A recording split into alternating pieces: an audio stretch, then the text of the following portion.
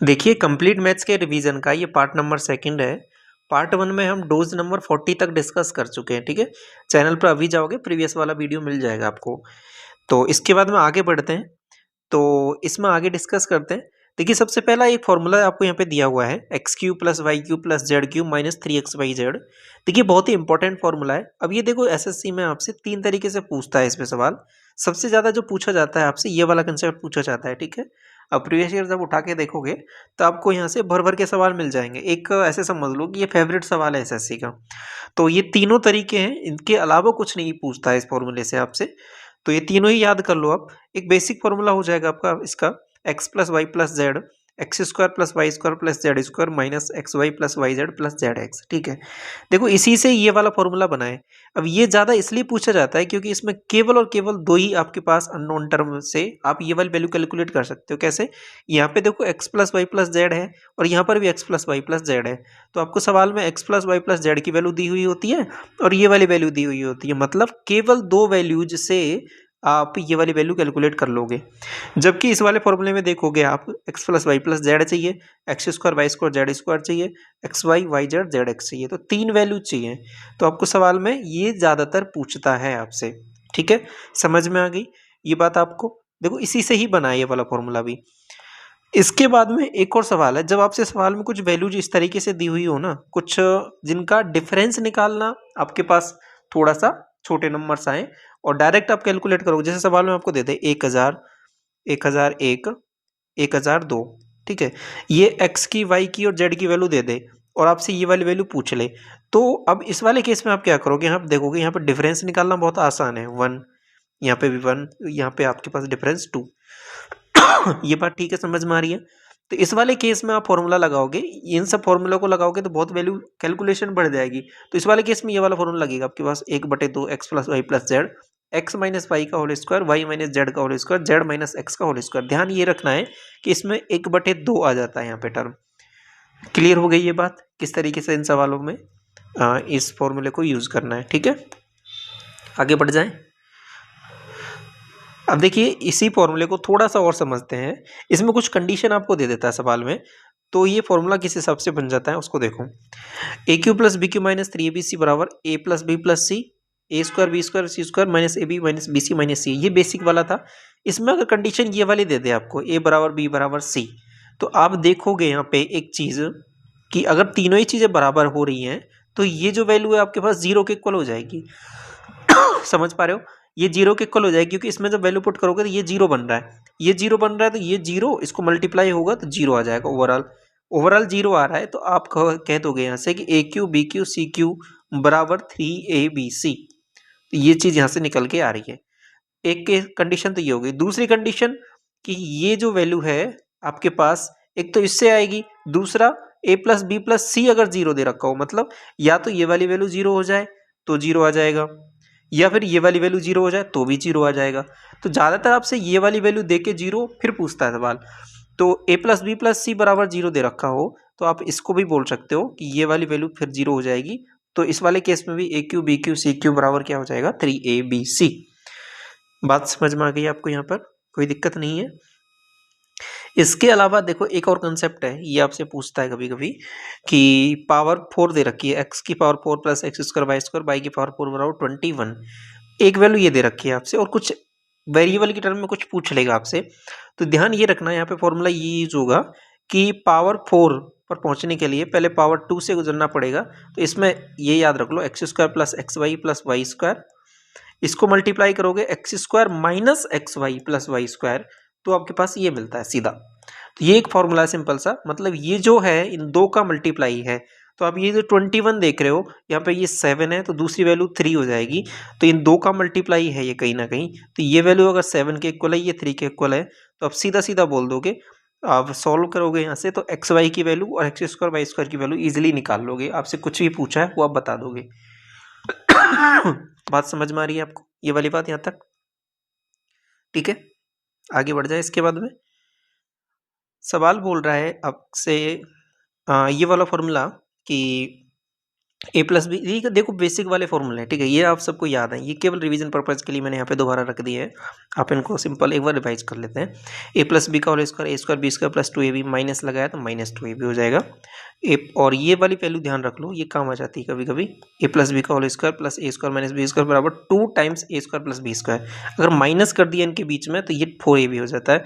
ये थोड़ा सा काम आता है कभी कभी, जब बड़ी बड़ी इक्वेशंस दे रखी हो तो वहाँ पे सॉल्व करके सीधा सिंप्लीफाई करके ये लिख सकते हो कि p plus Q upon P minus Q, P minus Q upon P plus Q बराबर 2 times P square plus Q square upon P square minus Q square. LCM लगो तो वहाँ से हो जाएंगी चीज़ें, लेकिन थोड़ा सा रिजल्ट आप याद रख लोगे डायरेक्ट तो थोड़ा सा आपको आसान रहेंगी चीज़ें। अगर बीच में माइनस हो तो ये 4 टाइम्स पी क्यू हो जाएगा। यहाँ तक सब चीज़ें क्लियर हैं। एक ये फॉर्मूला कि a plus b plus c का होल स्क्वायर बराबर a square b square c square 2 times a b b c c है, ठीक है। तो गले में थोड़ा सा प्रॉब्लम है, इसलिए थोड़ा सा एडजस्ट कर लेना आप। तो इसके बाद हम आगे बढ़ते हैं। 45 डोज नंबर 45 क्या कह रहा है कि a square minus b square बराबर a plus b A minus B, और ये ए स्क्वायर प्लस बी स्क्वायर बराबर क्या हो जाएगा यहाँ पे। देखो यहीं से ही एक और फॉर्मूला निकल के आता है।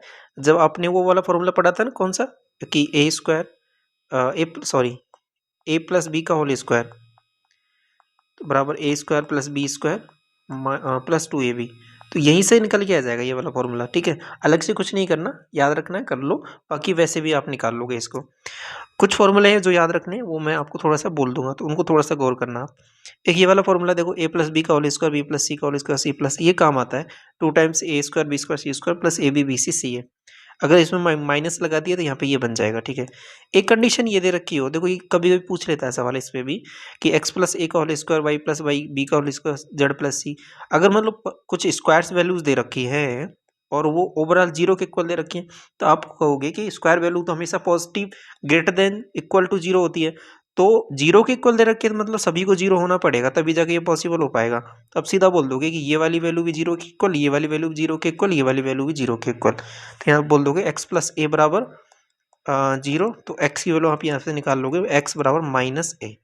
तो ये बात आपको समझ में आ गई, यहाँ पे ऐसे करना है। आगे जो वैल्यू है मैं बात करूंगा ए square b square c square बराबर ए बी बी सी सी है। देखो ये कुछ कंडीशन दे रखे हैं आपके पास, ये जो दो फॉर्मूले हैं ना, इन्हीं को आगे थोड़ा फर्दर सॉल्व करेंगे तो यहाँ से निकल के आ जाएंगी कि ए स्क्वायर बी स्क्वायर बराबर सी स्क्वायर बराबर ए बी बी सी सी दे रखा है, तो यहाँ से निकल के आ जाएगा। ये तभी पॉसिबल है तब ए बराबर बी बराबर सी हो, ठीक है।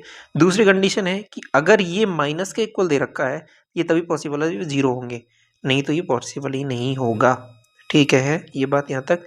क्यूब के फॉर्मूले कुछ डिस्कस कर लेते हैं। तो ए प्लस बी का whole cube, a cube plus b cube 3ab a plus b, ठीक है। और एक ये वाला ये भी काम आता है, a cube minus b cube minus 3ab a minus b. ये केवल रिवीजन पर्पज के लिए, ठीक है। ये सारी चीज़ें आपको आती हैं, केवल हम रिवाइज कर रहे हैं इनका। A cube plus b cube बराबर a plus b a square plus b square minus a, भी ध्यान रखना है इसमें माइनस आता है, और ये माइनस वाले में यहाँ पे प्लस आता है, यहाँ पे माइनस हो जाता है ये, ठीक है। एक ये वाला फॉर्मूला भी है, कभी कभी काम आ जाता है आपके पास, ठीक है, ज़्यादातर नहीं पूछते लेकिन आ जाता है ये भी काम, तो याद कर लो इसको भी। A plus b plus c का whole cube, a cube b cube c cube plus 3 times a plus b b plus c plus a, ठीक है। ये वाला सवाल हो जाएगा, इसको आप सॉल्व कर सकते हो, बहुत आसान सा कंसेप्ट है। अभी हम पढ़ के आए हैं कि ये a cube plus b cube plus c cube, ठीक है, वो वाली कंडीशन बन रही है।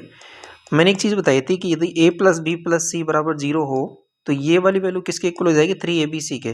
देखो यहाँ पे इसको जोड़ा तो आपको होगी कि जीरो बन रहा है, x minus y plus y minus z plus z minus x, तो आप कह दोगे कि 3 टाइम्स किसका, x माइनस वाई का, y माइनस जेड का और z माइनस एक्स का बटे में हो जाएगा। यहाँ से वैल्यूज देखोगे तो यहाँ से भी वही चीज़ बन रही है कि x square Y square Y square z square x square, तो ये भी आपके पास 3 टाइम्स इसके इक्वल हो जाएगा, x square minus y square minus z square और z square minus x square के, ठीक है। आप ये नीचे जो वैल्यू बन रही है इसको ए प्लस बी या माइनस बी से खोल सकते हो, 3 से 3 कट जाएगा, तो यहाँ पे माइनस वाली टर्म तो सब हट जाएंगी, बटे में केवल और केवल ये प्लस वाली वैल्यू बचने वाली है। तो ये आपके पास पूछता है ये वाला कंसेप्ट में सवाल।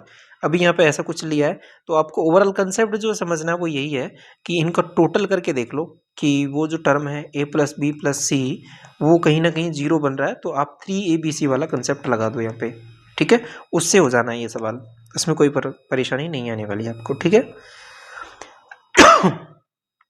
आगे सवाल में क्या बोला है, अगला जो कंसेप्ट है वो ये है कि देखो इस तरीके से कुछ वैल्यूज दे रखी है, एक्स प्लस एक्स बराबर ये, तो स्क्वायर की वैल्यू निकालनी है, पावर 4 की, पावर 6 की, पावर 3 की, ये निकालना है।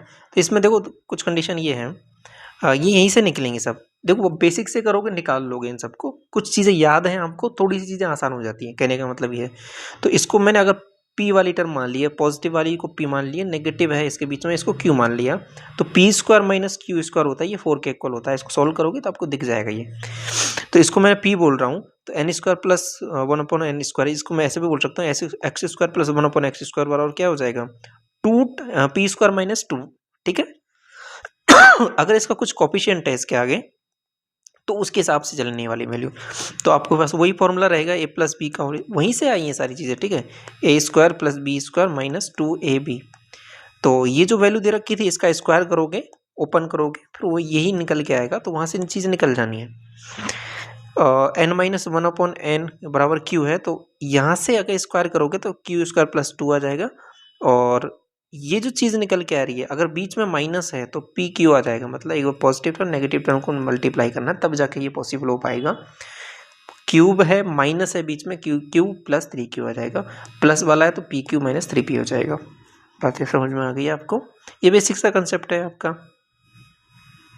49 क्या बोल रहा है कि अब देखो कुछ स्पेशल कंसेप्ट, n+1/n बराबर 2 दे रखा हो, तो अब चाहे पावर में कुछ भी पूछ ले आपसे, x की पावर 99 पूछ ले प्लस 1/x की पावर 23 पूछ ले, तो क्या होगा आपको कि 2 ही होगा, क्योंकि जब यही 2 के इक्वल दे रखा था, इसको भी 1 होना पड़ेगा, इसको भी 1, तो n की वैल्यू 1 है, मतलब x की वैल्यू 1 है, x की वैल्यू 1 है, तो कुछ भी पूछ ले आपके पास यहाँ पे 2 ही होने वाला है। बस ध्यान ये रखना है कि अगर ये -2 दे रखा है, -2 दे रखा है, तो उस वाले केस में क्या होगा कि ये वाली वैल्यू भी -1 और x की वैल्यू ओवरऑल -1 हो जाएगी। तो आपसे पूछा क्या है कि x की पावर जैसे 48 पूछ लिया और यहाँ पे पूछ लिया 1/x की पावर 49, तो ये तो +1 हो जाएगा क्योंकि पावर ऑड है, इवन है, यहाँ पे ये -1 हो जाएगा, तो 1 - 1 बराबर 0 आएगा, यहाँ पे 2 नहीं आएगा आंसर। तो ये थोड़ा सा ध्यान रखना है कि यहाँ पे क्या पूछा है पावर्स में, तो यहाँ पे उस हिसाब से चीज़ें चलने वाली हैं। अगर ये +2 है तो यहाँ पे ये n की वैल्यू 1 होगी, अगर -2 है तो n की वैल्यू -1 होगी। ठीक है, n+1/n बराबर 1 है तो n³ बराबर -1 हो जाएगा, और ये वाली वैल्यू अभी हमने देखी, ये -1 है तो n³ बराबर +1 हो जाएगा। ठीक है, n+1/n बराबर ये प्लस माइनस √3 है, तो n³ + 1/n³ बराबर 0, n की पावर 6 बराबर -1। अब इसके अलावा देखो आपको पावर 5 भी पूछ लिया है, अब जब प्रीवियस ईयर लगा रहे होगे तो उसमें कुछ कुछ सवाल आपको ये दिख जाएंगे। ठीक है, पूछा है आपसे कुछ शिफ्टों में ये सवाल पूछे हैं, x की पावर 5 भी पूछा है, x की पावर 7 भी पूछा है। तो देखो इसमें सिंपल सा करना क्या है कि आपको पहले x + 1/x दिया होगा सवाल में कुछ, तो वहाँ से सबसे पहले स्क्वायर तक पहुँच जाओ, फिर क्यूब निकाल लो अलग वैल्यूज, और ये वाला फॉर्मूला रख दो सिंपल सा। आप कहोगे कि यहाँ से ये कैसे बनेगा पावर 5, आप कहोगे स्क्वायर को मैं क्यूब से मल्टीप्लाई करूंगा तो कुछ टर्म बनेगी, तो वहाँ से तो ये बन जाएगा, लेकिन कुछ एक्स्ट्रा टर्म आ जाएगी, वो एक्स्ट्रा टर्म x + 1/x आ रही थी, इसलिए मैंने इसको माइनस कर दिया, तो इसलिए आपके पास ये वाली वैल्यू निकल के आ जाएगी। सिंपल सी बात है, समझ में आ गई? सिंपल सा फॉर्मूला है, फॉर्मूला याद कर लो या बेसिक से भी याद कर लो, दोनों तरीके से आसान है इसको याद करना। अब यहाँ पे ये माइनस आ गया, अब मैं यहाँ पे क्या माइनस करूँ, देखो इसको मैंने अगर ये माइनस लिया है, इसको भी माइनस ले सकता हूँ मैं, डिपेंड करेगा किसको निकालना आसान है। ठीक है, तो इसलिए मैंने अगर इसको प्लस लिया है तो उसी हिसाब से ये वाला फॉर्मूला बदल जाएगा आपके पास, ये प्लस है ये माइनस है, तो अब यहाँ पे माइनस करोगे, इसको मल्टीप्लाई करोगे तो आपके पास ओवरऑल निकल के आएगा यहाँ से कि x की पावर 5 - 1/x की पावर 5 माइनस नहीं प्लस में आ जाएगा x - 1/x, तो ये एक्स्ट्रा टर्म आई है तो इसको माइनस करना पड़ेगा, तो यही मैंने टर्म माइनस की है। तो इस हिसाब से फॉर्मूले बने हैं ये x पावर 7 वाला, x³ + 1/x, x power 4 + 1/x power 4, x + 1/x। रटो मत, समझ लो, इनको चीज़ों को समझ लो। ठीक है, ये ईपीजीपी का कंसेप्ट है, थोड़ा सा याद कर लो, पूछ लेता है कभी कभी सवाल पूछ लेता है। Tn n व पद हो जाएगा a + n - 1 × d, जो स्टार्ट हो रही है सीरीज आपके पास a + d, a + 2d, a + 3d। a है वो फर्स्ट टर्म है आपके पास, कॉमन डिफरेंस है वो d है, वो t2 - t1, इन दोनों को माइनस करोगे या फिर इनको माइनस करोगे, इनको माइनस करोगे, तो वहाँ से निकल के आ जाएगा उस सीरीज का टोटल क्या हो जाएगा n/2। n क्या है, टोटल नंबर ऑफ टर्म कितनी है, n/2 2a + n - 1 × d, काम आती है ये वाली फॉर्मूला। या फिर ऐसे भी कर सकते हो n/2 a + l, l मतलब लास्ट वाला टर्म, ए मतलब फर्स्ट वाला टर्म, ठीक है। अगर मैं मीन की बात करूँ, अर्थमेटिक मीन, एक अर्थमेटिक मीन होता है, एक ज्योमेट्रिक मीन होता है, एक हार्मोनिक मीन होता है, ठीक है। तीनों होते हैं अलग अलग। ये सब चीज़ें मैंने देखो हार्मोनिक मीन भी आपको डिस्कस किया था जब मैंने आपको कंप्लीट मैथ्स का फाउंडेशन बैच करा रहा था, वहाँ पे किया था। अभी रिवर्जन पर्पज चल रहा है हमारा, तो उसी हिसाब से हम चीज़ें डिस्कस कर रहे हैं यहाँ पे। ए एम बराबर a plus B divide by 2, और ए एम बराबर अगर 3 टर्म है तो a plus b plus c divide by 3 हो जाएगा यहाँ पे। यहाँ तक चीज़ें क्लियर हैं आपको? आगे बढ़े। अगर जीपी की मैं बात करूं तो ये है टर्म कुछ इस हिसाब से A R square A R cube. तो फर्स्ट टर्म यहाँ पे ए है, ये आर है, यहाँ पे एन विपद हो जाएगा ए आर की power n minus one, s n हो जाएगा। ये यहाँ पे सीरीज का सम है, यहाँ पे ऐसे सीरीज का सम ए आर की power n minus one upon r minus one. अगर आर बड़ा है एक से, मतलब आर जैसे मैंने रखा है यहाँ पे, हाँ 2 है 3 है, लेकिन अगर आर एक से छोटा है जैसे 1/2, तो सीरीज घटती हुई हो जाएगी ओवरऑल। उस हिसाब में 1 माइनस आर की पावर एन माइनस वन करना है। अगर वो सीरीज इनफाइनाइट तक जा रही है कुछ इस हिसाब से, तो टोटल आपसे टोटल पूछ ले तो आप कहोगे ए अपॉन 1 माइनस आर, ये डायरेक्ट फॉर्मूला है, ठीक है। ज्योमेट्रिक मीन हो जाएगा अंडर रूट में ए बी, और 3 टर्म है तो क्यूब रूट निकाल लेना ए बी सी। इतनी सी बात आपको समझ में आ गई। एक और कंसेप्ट है, ए एम जो है हमेशा बड़ा होता है और इक्वल टू भी हो जाता है जी एम के। इक्वल टू कब होगा? जब आपके पास सीरीज है इक्वल वाली हो जाए, जैसे 4 4 4 4 4। इसको आप ज्योमेट्रिक भी बोल सकते हो, इसको आप अर्थमेटिक भी बोल सकते हो। तो ये बात आपको समझ में आ गई यहाँ पे पूरी अच्छी तरीके से। आगे बढ़ जाऊं मैं। सवाल आगे बोल रहा है आपसे, सवाल नहीं, अगला कंसेप्ट क्या कह रहा है कि देखो एक क्वाड्रेटिक इक्वेशन मैंने बनाई यहाँ पे, x square plus b x plus c, इसके रूट मैंने मान लिया अल्फा प्लस बीटा। तो अल्फा निकाल सकते हो minus b plus minus b square minus 4ac। एक अगर मैंने प्लस लिया तो एक रूट निकल के आ जाएगा, बीटा अगर माइनस लिया तो ये दूसरा रूट निकल के आ जाएगा। दोनों रूट का टोटल जो है वो यहाँ से आ जाएगा माइनस बी अपॉन ए, और दोनों रूट का मल्टीप्लाई करूँगा तो सी बाई ए आ जाएगा। ये है यहाँ से ये वाली इक्वेशन निकल के आती है, ठीक है। एक और चीज़ है कि अब पता कैसे लगेगा रूट आपके पास रियल हैं या इक्वल हैं या फिर इमेजिनरी है। बी स्क्वायर माइनस 4ac निकालोगे, अगर ग्रेटर देन 0 है तो रियल रूट है, अगर दोनों बराबर नहीं हैं तो आपके पास रियल है, अलग अलग होंगे। और रियल हैं दोनों इक्वल हैं अल्फा बीटा, तो ये 0 हो जाएगा। तो अब यहाँ से सीधा बोल दोगे कि दोनों रूट हैं वो जैसे 2 2 आ जाएंगे, 3 3 आ जाएंगे, इक्वल आ जाएंगे। जैसे मैं बोलता हूँ ना x square minus 2x plus 1, ठीक है, बराबर 0। तो x माइनस 1 का होल स्क्वायर, इस वाले केस में x बराबर 1 1, तो x के 2 रूट आ गए 1 1। तो ये क्या है कि ये वाला कंडीशन लग गया अल्फा और बीटा, ठीक है। B square minus 4ac, clear ये बात? ये टेलीग्राम चैनल है आपका, इसको ज्वाइन कर सकते हो आप। ज्योमेट्री के बारे में, ज्योमेट्री आ गया ना स्टार्ट, ठीक है। नहीं, मेंसुरेशन स्टार्ट करते हैं। तो इसमें क्या है देखो सिंपल सा, एक ट्राइंगल दे रखा है, 3 साइड है आपके पास। आई एम सॉरी, 3 साइड है ए बी सी, तीनों अलग अलग है। पेरीमीटर निकालना है तो क्या हो जाएगा ए प्लस बी प्लस सी, ठीक है। सेमी पेरीमीटर की बात कर रहा हूँ तो हाफ कर दो सिंपल सा आप, एरिया हो जाएगा। ये मैंने कल भी डिस्कस किया था आपके पास, s into s minus b s minus c. एक और चीज़ याद करा रहा हूँ मैं अभी दोबारा आपको, अगर ये मीडियन हो ए बी सी तो क्या आ जाता है यहाँ पे 4/3 आ जाता है ना, बिल्कुल कल किया था हमने डिस्कस। एरिया अगर ये इसकी हाइट पता है तो इसका बेस पता है, तो 1/2 बेस इंटू हाइट आ जाएगा। ये अलग अलग तरीके हैं, अब डिपेंड करेगा कैसा ट्राइंगल आपको दे रखा है, क्या पैरामीटर दे रखे हैं, उस हिसाब से निकालना है। अगर आपको कुछ ऐसे दे दे सवाल में कि ये ट्राइंगल है, इसकी 2 साइड देते हैं, ये वाली इनके बीच का एक एंगल देते हैं थीटा बराबर कुछ भी है 45 डिग्री या 90 डिग्री ऐसा, तो वहाँ से भी कर सकते हो। जैसे ये बी साइड है या सी साइड है तो हाफ बी सी साइन ए। आप कहोगे कि इसको अप्लाई करके बताओ मुझे राइट एंगल ट्राइंगल में, राइट एंगल ट्राइंगल में कर लो। जैसे मान लो ये आपके पास बेस है, ये हाइट है, ये 90 डिग्री है, तो इसमें रखोगे पुट करोगे तो आप कहोगे 1/2 b into h into sine 90, sine 90 क्या हो जाएगा 1, तो ये 1 हो जाएगा, तो b into h divide by 2 हो जाएगा। तो आप कहोगे ये तो हम पढ़ के भी आए हैं, यही चीज़ देखो यहाँ पे भी b into h divide by 2, ये फॉर्मूला यहीं से ही आए हैं बेसिकली सारे फॉर्मूले, लेकिन बेसिक आपको पता होना चाहिए कैसे हो रहा है ये सब कुछ, ठीक है। सी इंटू ये डिपेंड कर, ये जो एंगल है ना बी वाला, ये सी और ए के बीच का है। तो जैसे मान लो कोई 2 साइड है, ये ए बी सी, तो ये एंगल हो जाएगा ए, ये एंगल हो जाएगा आपके पास सी, ये बी। तो यहाँ पे बी एंगल की बात हो रही है। बी एंगल कौन सा, ये वाला, किस किस के बीच का है, ये ए और सी साइड के बीच में है, तो सी ए मैंने लिया है 1/2 सी ए इंटू साइन बी, ठीक है। अगला कंसेप्ट क्या बोल रहा है, सर्किल वाला, कि इसमें देखो सारी चीज़ें मैंने इकट्ठा लिख दी हैं आपके पास। Area of circle pi r square, 2 pi r, half circle pi r square by 2। Circumference में बात करूँगा हाफ सर्किल का, सिंपल सा क्या हो जाएगा, देखो ये कोई हाफ सर्किल है, ये 2 पाई आर का हाफ कर दो पाई आर, प्लस ये एक रेडियस का 2 टाइम्स है प्लस 2r, तो वही सारी चीज़ें मैंने यहाँ पे लिख दी हैं। एरिया अगर क्वाड्रेंट का मैं बात करूँगा, ये पूरा सर्किल है, इसको 4 भाग में बांटा, तो इस 4th पार्ट का, तो ये पाई आर स्क्वायर बाई 4। अगर कोई पर्टिकुलर एंगल थीटा पे बन रहा है तो पाई आर स्क्वायर थीटा बटे 360, आर क्या हो जाएगा 2 पाई आर थीटा बटे 360। ये देखो पूछता है सवाल आजकल। Area of sector L R by 2, देखो ये यहीं से निकल के आया है, इस वाले फॉर्मूले में इसको दोनों को कंपेयर करोगे तो यहीं से निकल के आ जाएगा।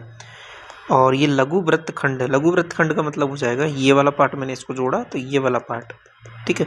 तो इसमें कैसे निकालोगे, देखो एक तो त्रिज्य खंड का निकाल लो, इस वाले का, ये तो आएगा आएगा, इसमें से इस ट्राइंगल का एरिया माइनस कर दो, तो वही चीज़ लिखी है मैंने, r square sine theta divide by 2।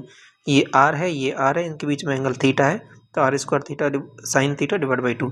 ये अभी पढ़ के आए हो आप, दो साइड दे रखी हो, उनके बीच का एक एंगल दे रखा हो, तो कैसे निकालते हो, ये ऐसे निकालते हो, तो वहीं से आए। देखो एक एक चीज़ एक दूसरे से इंटरलिंक है, आप इनको ऐसे समझते हुए करोगे कोई परेशानी नहीं आएगी। समद्विबाहु जिसकी दो साइड इक्वल दे रखी हों, आप बेसिक ज्योमेट्री से बना के कर सकते हो। ये अगर तीसरी साइड अलग है तो यहाँ से परपेंडिकुलर डालोगे तो ये साइड पता है, ये वाली साइड का हाफ पता है, तो ये वाली निकाल सकते हो क्योंकि ये 90 डिग्री है। तो फिर ये पता लग गई हाइट, तो फिर आप half into base into height करके फॉर्मूला लगा के एरिया निकाल सकते हो, ठीक है। ऐसे भी कर सकते हो इनको। बाकी यहाँ से वही चीज़ है ये, अब जब क्वेश्चंस में वैल्यूज के साथ डील करोगे तो आसान लगेंगी चीज़ें। अगर ये समबाहु त्रिभुज है तो अभी पढ़ के भी आए हो पहले, ए है, ये ए है, ये ए है, इसकी हाइट होती है √3/2a, एरिया हो जाएगा √3/4a²। ये चीज़ आप पहले पढ़ के आ चुके हो। अगर कोई पॉइंट पी अंदर है तो उससे तीनों पर परपेंडिकुलर डाला, कल हमने डोज नंबर ये सेकंड था या थर्ड था उसमें डिस्कस किया था ना, ये वाला सेम। तो H बराबर, ये केवल समबाहु त्रिभुज में होगा, ध्यान रखना, इक्विलेटरल ट्राइंगल में ही पॉसिबल है ये सारी चीज़ें। ये वाला कंसेप्ट H बराबर P1 प्लस P2 बराबर P3, इसको मैं ऐसे भी लिख सकता हूँ √3/2a, ठीक है। इसके बाद में क्वाड्रिलेटरल, ये हमने डिस्कस भी किया था कल। ये diagonal P1 plus P2 half, ठीक है। और या फिर दो डायगोनल दे रखे हैं, उनके बीच का एंगल दे रखा हो तो वहाँ से भी कर सकते हो, half into d1 d2 sine theta. Trapezium में दोनों पैरेलल साइड का total into h divide by 2। इसके बाद में पैरेललोग्राम है तो दो तरीके से निकाल सकते हो, AH1, ठीक है, मतलब हाइट लो और साइड को ले लो जिस पे परपेंडिकुलर है ये, AH1 या BH2, या फिर ऐसे कर सकते हो, ये दो साइड पता है, इनके बीच का एंगल पता है, तो ये भी साइन थीटा। यहाँ पे 1/2 नहीं आएगा, ध्यान रखना। पैरेललोग्राम में, समांतर चतुर्भुज में। रोम्बस की बात कर रहा हूँ, इसके फॉर्मूले हमने कल डिस्कस कर लिए थे, तो वहाँ पे फॉर्मूला था दोनों विकर्णों का मल्टीप्लाई डिवाइड बाई 2। एक और फॉर्मूला था विकर्णों के बीच में, साइडों के बीच में एक रिलेशन होता है d1² पहले विकर्ण का स्क्वायर प्लस d2² बराबर 4a², ठीक है। या फिर a पता है, एच परपेंडिकुलर हाइट पता है, तो a इंटू एच, या फिर a इनके बीच का एंगल थीटा, तो a² sine theta. Clear. Rectangle तो बहुत आसान सी चीज़ है जो आपको पता है बेसिकली, क्या हो जाएगा, d² बराबर l²b², यहाँ से निकाल सकते हो ये, क्योंकि 90 डिग्री है तो आपके पास ये थ्योरम तो लगनी ही लगनी है, ठीक है। और P बराबर पेरीमीटर में बात कर रहा हूँ 2 टाइम्स L प्लस P, और area L into b, square का diagonal √2a 4a, perimeter a² या d² बाई 2, ये भी कर सकते हो आप, ठीक है। डायगोनल पता है d² बाई 2, क्योंकि इसका डायगोनल ही है वो क्या है, आपको अगर डायगोनल है वो कहीं ना कहीं √2a है, क्योंकि ये a तो ये √2a, क्योंकि ये 90 डिग्री है, ये 45 हो जाएगा, क्योंकि सारी साइड इक्वल है इसकी स्क्वायर की। साइक्लिक क्वाड्रिलेटरल, इसमें क्या करना होता है बेसिकली, देखो थोड़ा सा कहीं ना कहीं सिमिलर रहेगा, ये कुछ जैसे एक ट्राइंगल पड़ा था जिसकी साइड पता हो आपको, इसका एरिया निकाल सकते हो। देखो चारों भुजाओं को मैंने टोटल किया, वहाँ से S निकाल लिया डिवाइड बाई 2 करके, सेमी पेरीमीटर। इसका आगे S minus A, S minus B, S minus C, S minus D, ये कुछ उस तरीके से ये जैसे ट्राइंगल का, इसमें 4 भुजा आ गई हैं, इसलिए s माइनस डी एक एक्स्ट्रा आ गया। आगे 1/2 1/2 ऐसा कुछ नहीं करना, ध्यान रखना, नॉर्मल इतना ही है केवल। सम षटभुज की बात कर रहा हूँ, एक रेगुलर जो है आपके पास हेक्सागन। तो एक चीज़ मैं बोलूँगा आपसे, रेगुलर है तो अगर सभी साइड इक्वल हो जाएंगी, ये सभी एंगल 60 60 60 इस तरीके से हो जाएंगे, क्योंकि तभी जाके सेंटर पे 360 का बनेगा।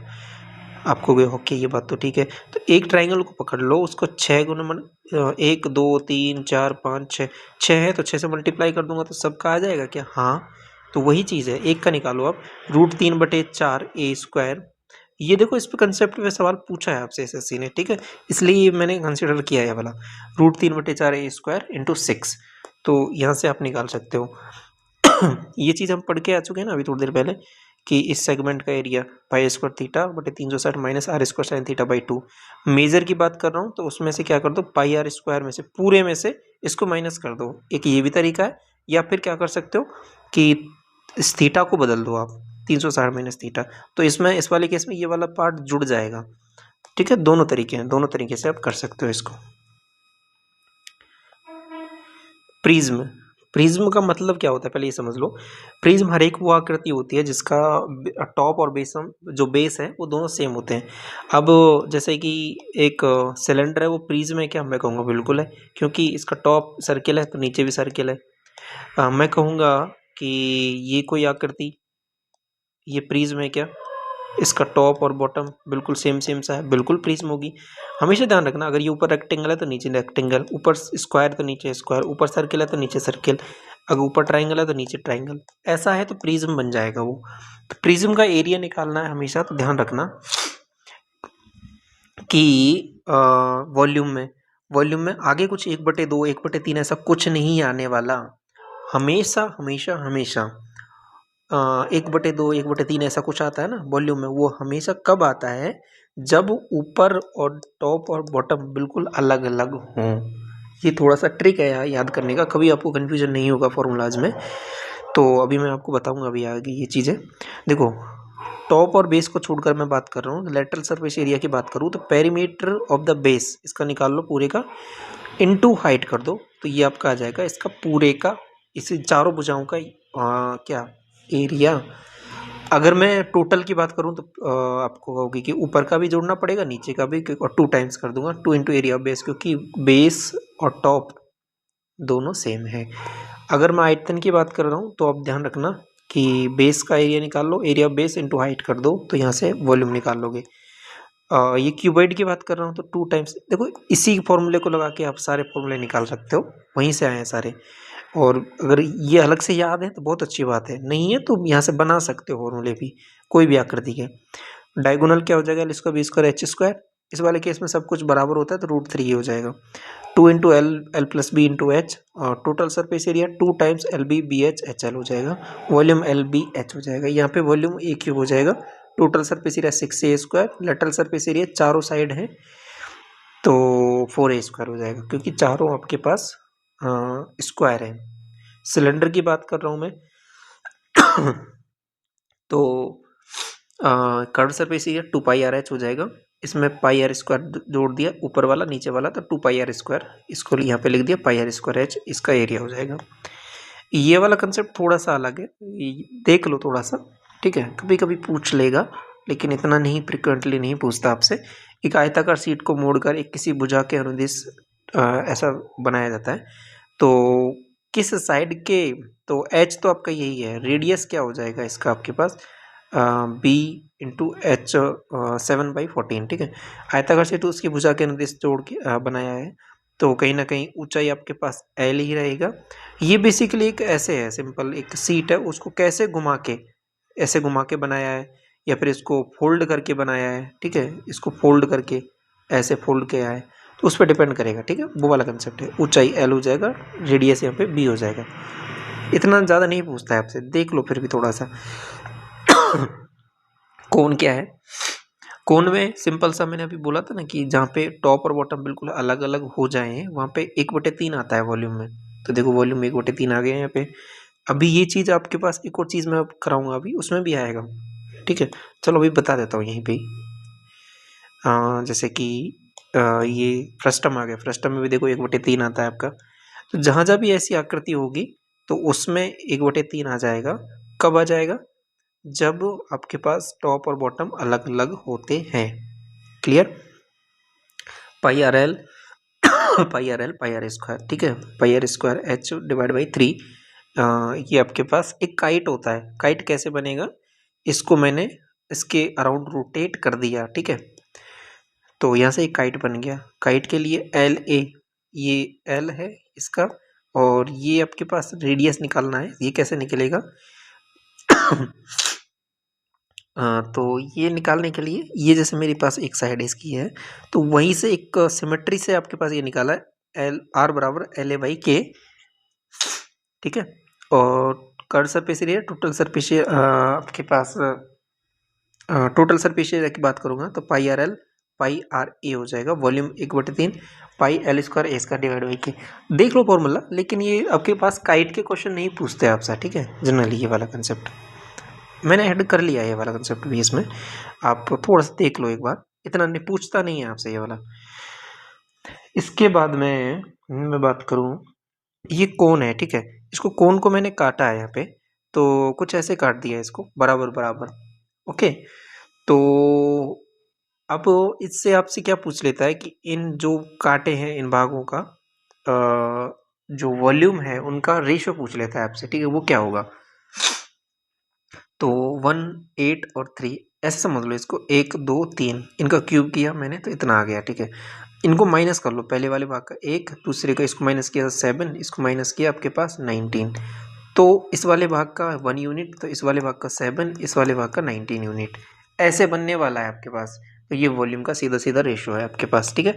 ये बेसिकली निकल कैसे रहा है आपको कि ये हाइट के हिसाब से रहता है यहाँ पे, क्योंकि यहाँ पे आप देखोगे 1/3 pi r square h, 1/3 pi r square h, क्योंकि एच और आर में जो रिलेशन है ना, एच और एच में, ये आर और आर के पर डिपेंड कर रहा है, तो उस हिसाब से ये हाइट पे ही डिपेंड हो गया। तो इसलिए मैंने यहाँ पे क्यूब किया है इनका, ठीक है, क्योंकि यहाँ पे सिमेट्री दिख रही है, उस हिसाब से ये एच और आर का रेशियो यहाँ पे बन रहा है। तो ऐसे निकल रहा है ये सब कुछ यहाँ पे। फ्रस्टम की मैं बात करूँगा तो डायरेक्ट फॉर्मूला याद कर लो, pi r l plus r pi r plus small r into l, ठीक है। टोटल सरफेस एरिया में ये पाई आर स्क्वायर स्क्वायर ये जुड़ जाएगा। वॉल्यूम थोड़ा सा इंटरेस्टिंग है, ये याद कर लो, 1/3 pi r square plus r square r into h, ठीक है। एल कैसे निकालोगे? यहाँ पे सीधा दिख रहा है कि h square plus r minus r small r का होल स्क्वायर, ठीक है, अंडर रूट निकाल लोगे इसका, तो एल आ जाएगा आपके पास वहाँ पे। स्फेयर की बात करूंगा, यहाँ पे देखो थोड़ा सा करेक्शन करना, ये जो वॉल्यूम में ना मैंने 4/3 पाई आर क्यूब कर लेना है इसको, ये थोड़ा सा करेक्ट कर लो इसको। कर्सर पे सीरिया ठीक है, 4 पाई आर स्क्वायर, रेडियस इसका जो मैं बात करूंगा इसका डायमीटर हो जाएगा 2r, ठीक है। हेमिस्फीयर की बात करूंगा तो यहाँ पे 2 पाई आर स्क्वायर हो जाएगा कर्सर पे सीरिया, टोटल में ये वाला पार्ट और जुड़ जाएगा, ठीक है, तो 3 पाई आर स्क्वायर। वॉल्यूम में 2/3 पाई आर क्यूब आएगा, इसको थोड़ा सा करेक्ट कर लो, वॉल्यूम वाला थोड़ा सा करेक्ट कर लेना, 4/3 पाई आर क्यूब, इधर 2/3 पाई आर क्यूब, ठीक है। एक चीज़ और है कि एक स्पेयर को अगर मैंने काटा तो कितना एरिया बढ़ जाएगा, ऐसा कुछ वही है, एक कंसेप्ट है, तो हमेशा ध्यान रखना एक बार काटने पर 2 पाई आर स्क्वायर बढ़ जाता है, ठीक है। तो 2 बार काटने पर दो गुना कर दो तो 4 पाई आर स्क्वायर बढ़ जाएगा, ठीक है। कुछ ऐसे है, कहने का मतलब ये है, जैसे ये स्पेयर है, इसको मैंने एक बार कट कर दिया तो आप कहोगे कि इसका एरिया ये दो वाले भाग में कट गया, ठीक है। इसका टोटल 3 पाई आर स्क्वायर, इसका टोटल 3 पाई आर स्क्वायर, वो पहले जो था इसका 4 पाई आर स्क्वायर ही था, ठीक है, तो अभी बन गया 6 पाई आर स्क्वायर, तो कितना बढ़ गया आपको? 2 पाई आर स्क्वायर बढ़ गया, केवल एक कट लगाने पर यहाँ पे, ठीक है। ऐसे मैंने 2 कट लगा दिए इसमें, एक ऐसे लगा दिया, एक ऐसे लगा दिया, तो फिर कितना बढ़ जाएगा? 2 टाइम्स 2 पाई आर स्क्वायर का मतलब 4 पाई आर स्क्वायर बढ़ जाएगा। तो ये भी कंसेप्ट है, थोड़ा सा समझ लो आप इसको, पूछ लेगा आपसे कभी कभी। ये एक सिंपल सा क्वेश्चन है, इसको कर लोगे आप, वॉल्यूम इक्वल करना रहता है इसमें, ठीक है। अगला क्या है? पिरामिड। पिरामिड में क्या है? सिंपल सा, प्रिज्म आपने देख लिया, पिरामिड में क्या है कि टॉप और बॉटम बिल्कुल अलग अलग हो जाएगा। मैंने मान लिया जैसे पिरामिड का बेस कुछ भी हो सकता है, यहाँ पे पिरामिड का बेस एक सर्किल भी हो सकता है, तो सर्किल हो जाएगा तो कुछ अलग आकृति बन जाएगी। यहाँ पे एक ट्राइंगल हो सकता है, ठीक है। अगर मैंने पिरामिड का बेस अगर सर्किल मान लिया तो एक कोन बन गया आपका कहीं ना कहीं, तो वही है, कुछ वैसा वैसा कंसेप्ट है। लेकिन अगर मैंने इसका पिरामिड का जो बेस है वो एक ट्राइंगल मान लिया, तो इसमें कुछ टर्मिनोलॉजी है उसको समझ लो, कौन कौन सी हाइट क्या क्या है। तो देखो ये वाली रेडियस है, इससे एक अंदर सर्किल बनता था इन रेडियस, ये वाली रेडियस से बाहर सर्किल बनता था एक सरकम रेडियस। ये बात तो क्लियर हो गई आपको कि हाँ। इसके बाद में एक ये हाइट है इसकी मेन हाइट, इसको बोलेंगे नॉर्मल हाइट, ठीक है। एक इसकी हाइट ये है, ठीक है। एक साइड मान लो ये है, इस पे एक हाइट है यहाँ पे, इसको स्लांट हाइट बोलेंगे। ये कुछ ऐसे है जैसे मैंने इसको यही चीज़ है, इसको मैंने ओपन कर दिया तो ये ऐसे बॉक्स से 3 बॉक्स खुल गए इधर उधर, इनको जब मैं क्लोज कर दूंगा तो ऐसा बन जाएगा। तो ये वाली जो हाइट है इसको जब मैं क्लोज करूंगा तो ये वाली हाइट बनेगी यहाँ पे, तो इसको स्लांट हाइट बोल रहा हूँ, ठीक है, एच। और ये जो एज है इसकी, ये वाली है वो स्लांट एज है। चीज़ें समझ में आ गई कौन सी चीज़ क्या है, स्लांट हाइट कौन सी, स्लांट एज के कौन सा है। तो ये सारी चीज़ें आपको 3D में क्लियर होंगी ना, तभी आप इनका सॉल्व कर पाओगे इनको बेसिक से, क्योंकि फॉर्मूले में आप कंफ्यूज हो जाओगे कभी कभी। लेकिन अगर बेसिक से सारी चीज़ें क्लियर हैं तो कोई कभी भी परेशानी नहीं होगी आपको। तो अगर मैं बात करूँ आपसे कि स्लांट हाइट ये वाली चीज़ है, तो ये पूरा ए है तो ये a/2 हो जाएगा। ये स्लांट हाइट एज है, तो मैं बोल सकता हूँ स्लांट हाइट का स्क्वायर प्लस a/2 का स्क्वायर बराबर स्लांट एज का स्क्वायर। आप होगे बिल्कुल, तो यही सारी चीज़ मैंने यहाँ पे लिख दी। दूसरी चीज़ स्लांट हाइट, इसको मैं इसके साथ रिलेशन निकालू इसका, ये वाली चीज़ है तिरछा, ठीक है, ये वाली तिरछा, ये वाली, और एक इसके साथ। तो ये वाली चीज़ क्या है, ये आप हो गई आर है, कौन सा आर, इन रेडियस, और ये 90 डिग्री है, और ये आपके पास स्लांट हाइट है। तो स्लांट हाइट का स्क्वायर और h square plus r square, यहाँ से भी निकाल सकते हैं। तो ये सारे फॉर्मूले आपको समझ में आए कैसे कैसे, मैंने आपको पूरा ड्राइव करके भी बताया। लेटरल सरफेस एरिया बात करूंगा तो 1/2 perimeter of base into slant height. Slant height ध्यान रखना, क्योंकि यहाँ पे आपको क्या करना है, लेटरल सरफेस से मतलब तीनों साइडों का, इसका ये वाला पार्ट, ये वाला पार्ट, ये वाला पार्ट, बेस नहीं आएगा इसमें, बेस ले लूंगा तो टोटल आ जाएगा एरिया ऑफ बेस किया तो, ठीक है। तो इतने के लिए आपको इस वाले का एरिया चाहिए, तो इसमें क्या करना पड़ेगा, ये पेरीमीटर ये वाला ये निकाल लिया, अब ये वाली हाइट भी चाहिए, तभी तो इस ट्राइंगल का एरिया निकलेगा। तो वही चीज़ मैंने यहाँ पे की है। तो वॉल्यूम के लिए तो एरिया ऑफ बेस चाहिए, और 1/3 आएगा, क्योंकि मैंने बताया कि टॉप बॉटम सेम ना हो तो 1/3 आता है। और हाइट ये वाली आपको लेनी है, इसकी ये वाली हाइट लेनी है मेन, इसमें कोई स्लांट हाइट ऐसा कुछ नहीं है, नॉर्मल जो हाइट है वो लेनी है। तो चीज़ें क्लियर हो गई आपको पूरी अच्छे से। और ये इन रेडियस और सरकम रेडियस मैंने जब पहला ही डोज था, लास्ट क्लास जो हमने डिस्कस किया उसमें पहला ही सबसे पहला स्टार्ट ही किया था लेक्चर, तो वहीं पे डिस्कस कर दिया था इन रेडियस सरकम रेडियस का कंसेप्ट। तो इसमें तो कोई परेशानी होनी ही नहीं चाहिए आपको। r बराबर 2a/2√3, r बराबर a/√3, ये सब क्या है, ठीक है, सब कुछ क्लियर है। ये आपका नेक्स्ट वाला कंसेप्ट है। देखिए अब टाइम स्पीड डिस्टेंस, वो जो कुछ आपके अर्थमेटिक के टॉपिक हैं तो उनको भी एक एक करके डिस्कस कर लेते हैं। उनमें कुछ इंपॉर्टेंट कंसेप्ट हैं, फॉर्मूलाज हैं, तो उनको भी देख लो आप एक बार। देखो एक कंसेप्ट आपसे पूछता है कि मान लो ए पॉइंट से कोई ट्रेन है या कोई व्यक्ति है, कुछ भी है, वो स्टार्ट होता है, बी से भी कुछ स्टार्ट होता है, तो बीच में कहीं मिलते हैं, ठीक है। तो मिलने के बाद में कुछ बोला कि ये T1 टाइम लेके बी तक पहुंच जाता है, ये T2 टाइम लेके ए तक पहुंच जाता है, ऐसा कुछ बोलता है सवाल आपसे। सवाल समझ गए, सवाल की भावनाएं क्या है कि मिलने के बाद का टाइम दे रखा होता है, फिर आपसे पूछ लेता है, इनकी किसी एक की स्पीड दे रखी होगी S1, दूसरे की पूछ लेगा, इसकी दे रखी होगी ये पूछ लेगा, ऐसा कुछ सवाल बनता है। फेवरेट सवाल है SSC का।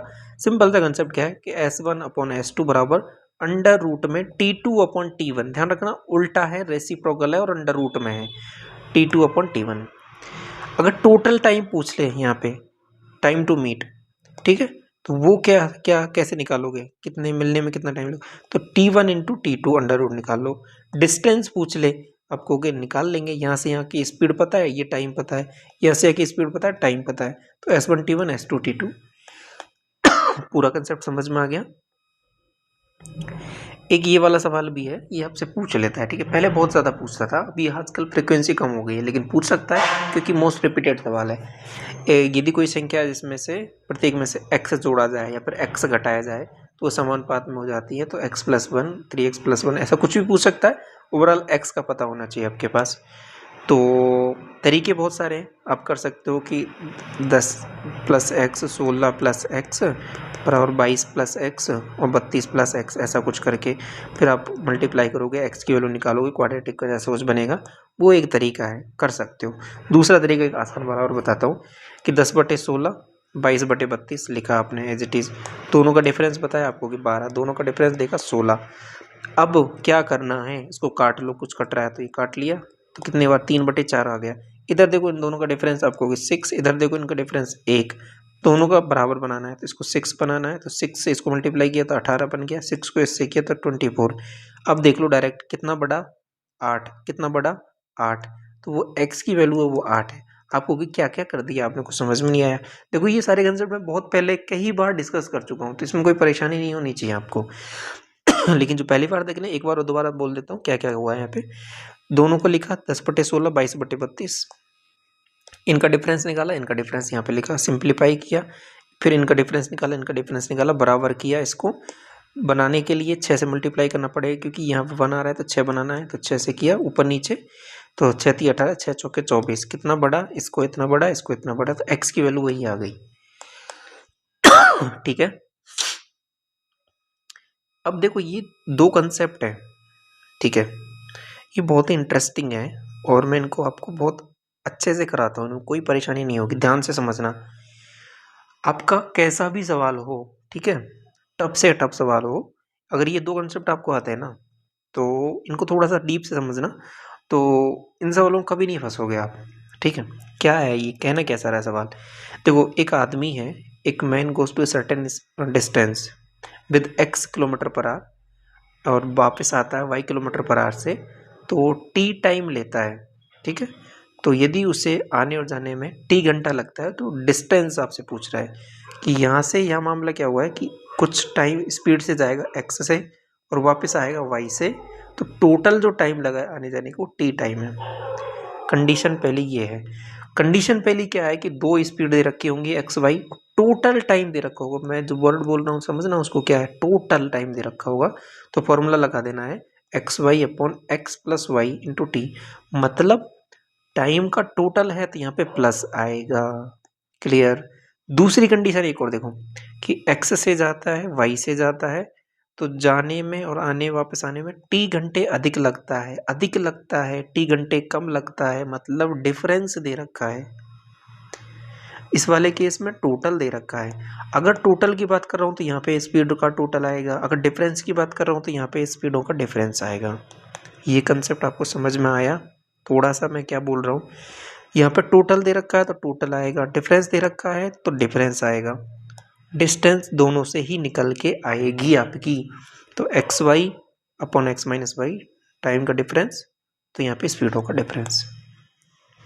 ये वाला जो सवाल है ना, ये वाला कंसेप्ट आपके कठिन से कठिन सवालों को बहुत आसान कर देता है ये आपको। आप जब जो पहले से जुड़े हुए हैं ना चैनल से, वो थोड़ा सा रिलेट कर पाएंगे कि ये वाला कंसेप्ट जब आप वो वाले सवाल डिस्कस करते हो ना कि कोई व्यक्ति है, राम है, वो 6 km/h की स्पीड से जाता है तो 15 मिनट लेट हो जाता है, अगर स्पीड बढ़ा देता है तो 10 मिनट जल्दी पहुंच जाता है, तो घर से स्कूल की डिस्टेंस बताइए, ऐसे सवाल हो गए। तो वो सारे सवाल है ना, इन वाले कंसेप्ट में बहुत ईजिली निपट जाते हैं, ठीक है। वही चीज़ यहाँ पे लिख दिया मैंने। अभी आया कैसे, वो यहाँ से ड्राइव करके निकाल सकते हो। ये x है, ये y, total time td tt है तो x + y, डिफरेंस है तो x - y। फॉर्मूला से निकाल लिए बेसिक से, dy(x) dy(y) td, दोनों को जोड़ा tt। आपको डायरेक्ट ये रिजल्ट याद रख लेना, ठीक है।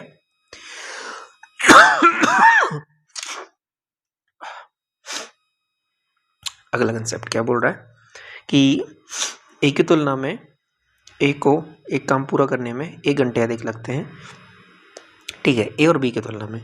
मतलब ए और बी जितने टाइम में किसी काम को करते हैं उसको अगर ए अकेला करे तो 1 घंटे अधिक लेगा, ए और बी जितने काम में करते हैं वो बी को बी घंटे अधिक लेगा। मतलब कहने का मतलब है दोनों मिलकर किसी काम को करते हैं ना, जैसे मतलब टी में कर रहे हैं ये, ठीक है।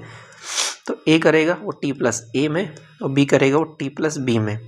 तो ये टी जो टाइम है कॉमन टाइम, इससे ये ए घंटे और ये बी घंटे ज़्यादा ले रहे हैं। तो ये टी अगर पूछ ले आपसे कि वो एक साथ करते हुए कितने दिन में करेंगे, तो ये टी निकाल सकते हो आप अंडर रूट में ए बी। बात समझ में आ गई? ऐसे बोल देगा कि ए और बी किसी काम को करते हैं तो ए अकेले उस काम को 9 घंटे अधिक लेता है, बी और ए और बी की तुलना में बी उसको काम को 16 घंटे अधिक लेता है। तो दोनों मिलकर कितने में करेंगे, तो अंडर रूट में 9 इंटू 16 कितना आ जाएगा, 3 इंटू 4 बराबर 12 घंटे। दोनों मिलकर उस काम को 12 घंटे में करेंगे। बहुत फेवरेट है, पूछता है कई बार ये सवाल आपसे। अगला कंसेप्ट ये देखो, सवाल बोलता है कि सेलिंग प्राइस है, ठीक है, दो प्रोडक्ट की सेम है, SP1 बराबर SP2, क्लियर है। पहले प्रोडक्ट पे क्या बोलेगा कि पहले पे प्रॉफिट हो रहा है, दूसरे पे बोल देगा लॉस हो रहा है। आपको भी ऐसा भी है क्या? ऐसा भी होता है और दूसरा कंडीशन भी है, इसमें ध्यान रखना। ऐसा भी हो सकता है कि पहले पे भी प्रॉफिट हो दूसरे पे भी प्रॉफिट हो। अच्छा हाँ, ऐसा भी हो सकता है। दूसरी कंडीशन एक और कि पहले पे भी लॉस हो दूसरे पे भी लॉस हो, या फिर एक पे लॉस हो एक पे प्रॉफिट हो, कुछ भी हो सकता है। आपको भी ठीक है, फिर कैसे करें इसको? सिंपल सा एक फॉर्मूला मैंने यहाँ पे आपको लिख दिया है, इसमें रखो वैल्यूज, सीधा आंसर पाओ। क्या है, 100x plus 100y plus 2xy, ध्यान रखना 100x plus 100y plus 2xy upon 200 plus x plus y. आप कहोगे कैसे पता लगेगा हमें कि x को क्या लेना है? देखो अगर लॉस हो रहा है तो नेगेटिव ले लो उसको, अगर प्रॉफिट हो रहा है तो पॉजिटिव ले लो, बस ये ध्यान रखना है, ये चीज़ तो समझ जाओगे आप। तो वही चीज़ है यहाँ पे। अब जैसे मान लो एक पे लॉस हो रहा है एक पे प्रॉफिट हो रहा है, एक और दोनों इक्वल हैं, तो इसमें पुट करोगे ना आप, तो ये निकल के आ जाएगा ओवरऑल x² माइनस 100। अब कहोगे कि ये तो हम डायरेक्ट भी पता है हमको, यहाँ से निकालोगे इसमें भी पुट करके निकालोगे तो भी 4% आएगा, वो भी नेगेटिव आएगा, लॉस आएगा। तो ये चीज़ तो है आपको पता, तो ये वाली चीज़ पता लग गई आपको। दूसरी कंडीशन एक ये डायरेक्ट भी पूछता है आपसे कि अगर SP1 बराबर SP2 हो, एक पे प्रॉफिट हो रहा है एक पे लॉस हो रहा है, दोनों बराबर हैं वैल्यूज में, कि जैसे 20% का प्रॉफिट 20% का लॉस, तो ओवरऑल क्या होगा? आप कहोगे ओवरऑल लॉस ही होगा। कितने का हो जाएगा, x² बाई 100, वो भी नेगेटिव में। तो ये बात आपको समझ में आ गई सारी चीज़ें यहाँ तक। अगला 70, एक दुकानदार, ये देखो जो अभी ये वाला कंसेप्ट है ना, डोज नंबर 70, ये ऐसे समझ लो कि SSC का मोस्ट फेवरेट, ठीक है, मोस्ट फेवरेट कंसेप्ट है। इस पर एक सवाल तो ऐसे समझ लो कि हर एक शिफ्ट में पूछता ही पूछता है, और ये मैं आपको कितनी ही बार डिस्कस कर चुका हूँ। प्रीवियस ईयर देख लो आप, हर एक पेपर इतने सॉल्यूशन कराए हैं उनमें देख लो, हर बार ये कंसेप्ट डिस्कस करता हूँ और हर बार आपको बोलता हूँ, ठीक है। अब तो आपको रट गया होगा ये वाला कंसेप्ट कि एक दुकानदार एक वस्तु के अंकित मूल्य पर इतने की छूट देता है, एक पर लाभ, और छूट देने पर लाभ प्राप्त करता है, MPA है CPA है। तो मैं हमेशा बोलता हूँ कि CP से MP का एक रिलेशन होता है, क्या होता है, 100 माइनस परसेंटेज डिस्काउंट और बटे में आ जाएगा 100 प्लस माइनस परसेंटेज प्रॉफिट या लॉस। अगर प्रॉफिट हो रहा है तो प्लस में लूँगा, लॉस हो रहा है तो माइनस में लूँगा। ये फॉर्मूला है, याद कर लो, रट लो, कुछ भी कर लो, ये याद हो जाना चाहिए आपका, ठीक है। यही चीज़ यहाँ पे लिखी हुई है, क्लियर हो गई? निकलता है ऐसे ही है आपके पास बेसिक से, इसमें वैल्यूज पुट करोगे सीधा निकाल लोगे। जैसे इस वाले सवाल को करा के बताऊँ आपको, जैसे कि CP से MP का वैल्यू पूछा है, CP MP की वैल्यू 224 दे रखी है, 100 माइनस डी, डिस्काउंट कितना है 28%, 100 माइनस डी करोगे तो 72, और 100 प्लस पी, 100 प्लस पी मतलब 100 प्लस 12, 112, 112 से कट गए दो बार, दो से इसको मल्टीप्लाई करोगे तो CP आपके पास 144 निकल के आ रहा है। तो क्रम मूल्य पूछा था, एक ही लाइन में हो जाएगा आपके पास सवाल, ठीक है। तो लेकिन ये कंसेप्ट आना चाहिए आपको, ये वाला फॉर्मूला, ये वाला तो अब ऐसे समझ लो कि एक प्लस केवल आपका एक बोनस मार्क्स टाइप का, कि पूछता है एक सिंपल सा क्वेश्चन आपसे, mean proportional, third proportional, fourth proportional, दो वैल्यूज हैं A और B, मीन प्रोपोर्शनल क्या हो जाएगा, अंडर रूट AB, आपको भी ठीक है, ऐसे निकाल लिया, 4 9 36 अंडर रूट में 6। थर्ड प्रोपोर्शनल, ए और बी दो वैल्यूज दे रखी है, थर्ड प्रोपोर्शनल हो जाएगा बी स्क्वायर बाई ए, वही चीज़ है। तीन वैल्यूज दे रखी हैं a b c, fourth proportional पूछ लिया तो क्या हो जाएगा बी सी बाई ए, वही चीज़ है। ठीक है, देखो ये स्लोप वाला कंसेप्ट आपसे इतना फ्रिक्वेंट नहीं पूछता है, लेकिन ये वाला कंसेप्ट थोड़ा सा आप याद कर लो, ये मेंस में थोड़ा सा काम आ जाता है और प्री में भी हार्डली पूछता है, क्वेश्चन नहीं पूछता है इतने ज़्यादा तो इससे, लेकिन कंसेप्ट है तो रिवाइज कर लो, इसमें कोई परेशानी की बात नहीं है। दो लाइन की इक्वेशन है a1x plus b1y plus c1 बराबर 0, a2x plus b2y plus c2 बराबर 0। तो तीनों अगर बराबर हो जाए सब कुछ, a1 बराबर b a1 अपन a2 b1 b2 c2 इनके कोफिशिएंट है बेसिकली है, तो इनफाइनाइट सॉल्यूशन हो जाएंगे। मतलब एक लाइन ये है तो दूसरी लाइन भी इसके ऊपर बना रखी है, मतलब ऐसा कुछ है कि 2x प्लस 3y बराबर 6 है मान लो। ठीक है, दूसरी इक्वेशन आपके पास 4x प्लस 6y बराबर 12। तो रिलेशन देखो यहाँ पे 1/2, ये 1/2, ये भी 1/2 बराबर है क्या? हाँ, तो ये वाली कंडीशन सेटिस्फाई है, मतलब पहली लाइन ये है तो दूसरी लाइन भी इसके ऊपर ही है, ओवरलैप कर रही है, तो इनफाइनाइट सॉल्यूशन होंगे इस वाले केस में। अगर ऐसा कंडीशन हो a1/a2 बराबर b1/b2 c1 c2 के इक्वल नहीं है तो लाइन पैरेलल होंगी कुछ इस तरीके से। ठीक है, कोई भी सॉल्यूशन नहीं होगा जब तक लाइन कट नहीं करेंगे एक दूसरे को, सॉल्यूशन नहीं आएगा। तीसरे वाले केस में कुछ भी बराबर नहीं है तो इंटरसेक्टिंग होंगी, इंटरसेक्टिंग मतलब इस तरीके से, तो वन सॉल्यूशन होगा। वन सॉल्यूशन होगा मतलब एक्स और वाई की कुछ ना कुछ वैल्यू होंगी। ठीक है, एवरेज का कंसेप्ट है, थोड़ा सा समझ लो। एवरेज का सिंपल सा मीनिंग तो आपको पता ही है, सबको जोड़ना है, कितने नंबर से डिवाइड बाई उतने से कर लो तो एवरेज निकल के आ जाता है। अगर ये नंबर्स के टर्म में बात करूँ, नॉर्मल नेचुरल नंबर दे रखे हैं, एक से स्टार्ट हो रहे हैं, तो एवरेज हो जाएगा आपके पास ये वाला n+1 डिवाइड बाई 2, टोटल ये हो जाएगा n into n+1 divide by 2। Average निकालना है इसलिए मैंने n से डिवाइड किया था तो n से n कट गया था, तो यहाँ से एवरेज निकले। अगर टोटल का फॉर्मूला पता है तो एवरेज निकाल सकते हो, क्योंकि उतने नंबर से डिवाइड कर दो। टोटल ये वाला मामला है इवन नंबर्स का, तो इवन नंबर्स का टोटल होता है n इंटू n+1 और ऑड नंबर्स का n² होता है, स्क्वायर्स का n into n+1 2n+1 divide by 6। Cube का भी एक फॉर्मूला होता है n into n+1 divide by 2 का होल स्क्वायर। ठीक है, और यदि AP दे रखी हो तो उसमें एवरेज निकालना है तो a+l डिवाइड बाई 2। जैसे मैंने 500 से 1000 तक के 3 से विभाजित होने वाले नंबर्स का मुझे एवरेज निकालना है, तो पहला नंबर देख लो इसका क्या हो जाएगा 501, लास्ट वाला नंबर देख लो आपको 999, दोनों को ऐड करो डिवाइड बाई 2 कर दो तो वो एवरेज आ जाएगा डायरेक्ट इसका। ये भी एक तरीका है एवरेज निकालने का। अब नंबर सिस्टम की मैं थोड़ी सी बात कर लूँ तो उसमें एक LCM HCF कंसेप्ट आता है। तो जैसे दो नंबर्स ये रहे मेरे, इनका मैंने n1 n2 मान लिया मैंने, इनमें से कुछ कॉमन टर्म आ जाता है तो उसको मैं HCF बोलता हूँ। तो एक HCF है, कॉमन लेने के बाद में A और B बन जाता है। जैसे कि 8 और 14 था, इसमें से मैंने कॉमन लिया 2 LCM आ गया। उसके बाद में इस नंबर्स का जो सिंप्लीफाई वर्जन जो बन रहा है 4 और 7 बन गया। तो इस 4 और 7 को मैं बोलूँगा को प्राइम नंबर, ये आपस में को प्राइम है, इससे फर्दर कुछ कॉमन नहीं आ सकता, तो ये इनको को प्राइम नंबर बोलता हूँ। तो n1 बराबर a इंटू HCF, n2 बराबर b इंटू HCF। HCF क्या है, जो कॉमन आ रहा है दोनों में से, यहाँ तक ठीक है। आगे n1 प्लस n2 बराबर a plus b into HCF, बिल्कुल ठीक है, माइनस किया तो माइनस हो जाएगा।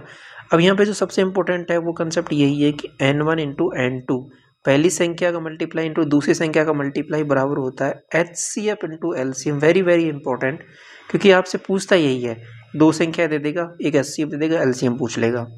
ठीक है, LCM दे देगा, HCF दे देगा, एक संख्या दे देगा, दूसरी संख्या पूछ लेगा, तो ऐसे आपसे पूछता है। तो ये वाला फॉर्मूला आपके पास काम का है जो आप निकाल लोगे यहाँ पे। क्लियर हो गई बात। एक नॉर्मल एक क्वेश्चन सिर्फ डिस्कस कर लेते हैं। 48 है, जैसे 48 को मैंने सिंप्लीफाई किया, इसको तोड़ा तो 2 की पावर 4 और 3 की पावर 1। इसमें अगर मैं प्राइम फैक्टर्स पूछ लूँ आपसे तो ये जो पावर्स हैं डायरेक्ट बता दो आप। ठीक है, तो कितने हो जाएंगे 5। अगर मैं टोटल फैक्टर्स की बात करूँ तो पावर में +1 करो, इसमें +1 करो, दोनों को मल्टीप्लाई 10 हो जाएंगे। तो कौन कौन से हैं 1 2 3 4 जो भी इसके डिवाइड करेंगे इसके फैक्टर्स। अब मैं पूछ लूँ इवन फैक्टर्स मुझे बताओ, आप इवन फैक्टर्स बताओ। हाँ, इवन फैक्टर्स बताओगे तो आप कहोगे कि यहाँ पे जो पावर है उसका +1 कर लो, ठीक है, तो 2 आ जाएगा। ऑड निकालना है तो टोटल में से माइनस कर दो, ठीक है। अगर मैं जो भी फैक्टर्स हैं उनका मल्टीप्लाई करना है तो पावर देखो ये क्या है 48, 48 की पावर आ जाएगी कितनी, टोटल नंबर ऑफ फैक्टर्स कितने हैं, ठीक है, प्राइम फैक्टर्स या फिर उसका ऐसा कर लो कि ये टोटल फैक्टर्स हैं डिवाइड बाई 2, तो यहाँ से निकल के आ रहा है ये, ठीक है। क्योंकि आप एक चीज़ देखोगे यहाँ पे कि इनको मल्टीप्लाई करोगे, इनको मल्टीप्लाई करोगे, इनको मल्टीप्लाई करोगे, इनको मल्टीप्लाई करोगे तो केवल 5 बार होंगे ये, ठीक है। तो 48 की पावर यहाँ से देख पा रहे होगे 24 into 2 48, 16 into 3 48, 12 into 4 48, 12 into 8 into 6 48, तो 8 की पावर 48 की पावर 5 बनेगा। यहीं से ऐसे बनेगा क्योंकि जितने फैक्टर्स हैं डिवाइड बाई 2 उनके केवल हाफ हो जाना है, ठीक है। और जो भी फैक्टर्स हैं उनका टोटल मल्टीप्लाई तो निकाल लिया, यहाँ से भी दिख रहा है ऐसे भी और ऐसे भी, टोटल निकालना है तो पावर्स को बढ़ते हुए क्रम में लिख लो। यहाँ से 2 की पावर 0 से 4 तक जाओ, 3 की पावर 0 से जितनी पावर तक जाओ, तो यहाँ से निकाल लोगे। ये वाला कंसेप्ट आपका यहाँ पे कंप्लीट होता है, ठीक है।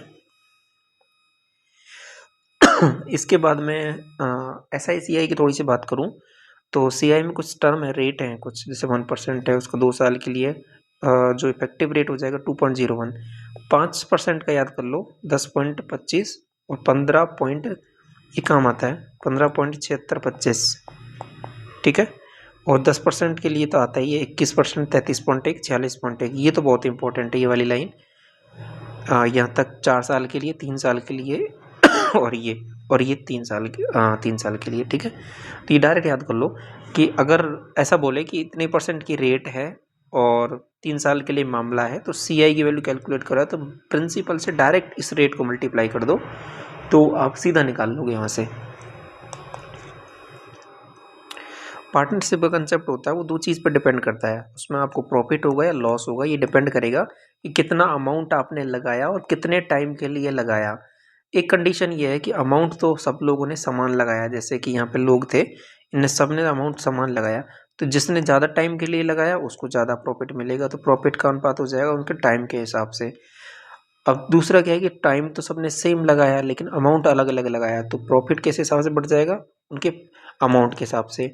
तीसरी कंडीशन क्या है कि सबने अमाउंट भी अलग अलग लगाया, टाइम भी अलग अलग लगाया, किसी ने 1 महीने के लिए, किसी ने 2 महीने के लिए, किसी ने 3 महीने के लिए, या 1 साल 2 साल 3 साल के लिए, इसने 1000 रुपये, इसने 2000, इसने 3000, तो फिर कैसे हम डिसाइड करेंगे किसको प्रॉफिट ज़्यादा होगा किसको लॉस होगा, तो वो इन दोनों को मल्टीप्लाई कर दो, तो जो वैल्यू आ रही है अमाउंट इनटू टाइम का, तो वो उस हिसाब से आपका प्रॉफिट या लॉस बढ़ जाएगा। ये आपका एक पार्टनरशिप का कंसेप्ट हो जाएगा, ठीक है। ये कोऑर्डिनेट ज्योमेट्री है, आप थोड़ा सा देखना चाहो देख सकते हो, ये सीधे फॉर्मूले आपको मैं PDF प्रोवाइड कर दूंगा वहाँ से, ठीक है। यहाँ से जैसे सेंट्रॉइड की आपके पास coordinate x1 + x2 + x3 divide by 3, ऐसे ही y2 + y3 डिवाइड बाई 3, ठीक है। 2 पॉइंट है उनके बीच के डिस्टेंस ऐसे निकाल सकते हो, क्लियर। तो ये आपके यहाँ पे मोस्ट ऑफ द चीज़ें मैंने यहाँ पे रिवाइज करा दी हैं आपको, ठीक है। और ये सब क्लासेस है ना पहले भी डिस्कस कर चुका हूँ, ये मैंने आपको क्लास के जो पहली क्लास हमने पार्ट 1 डिस्कस किया था उसके स्टार्टिंग में मैंने आपको बोल दिया था कि हम ये रिवीजन पर्पज़ के लिए क्लास ले रहे हैं, इसमें सारी चीज़ें मोस्ट ऑफ द चीज़ें मैं पहले डिस्कस कर चुका हूँ, तो हम थोड़ा चीज़ों को ब्रीफ में हम डिस्कस करेंगे। ये स्टैटिस्टिक्स है, मेंस में काम आएगा आपके पास, हम इसको दोबारा डिस्कस कर लेंगे फर्दर, ठीक है। तो इस क्लास को यहीं तक रखें, आई होप आपको सारी चीज़ें यहाँ पे समझ में आ गई होंगी। तो इसका एक बार रिवीजन कर लो, PDF आपको चाहिए टेलीग्राम चैनल पे जाओगे PDF सेक्शन में, तो वहाँ पे आपको मिल जाएगा इसका रिसेंट में ही, क्लियर। तो यहीं पे रखते हैं इसको, all the best, thank you so much.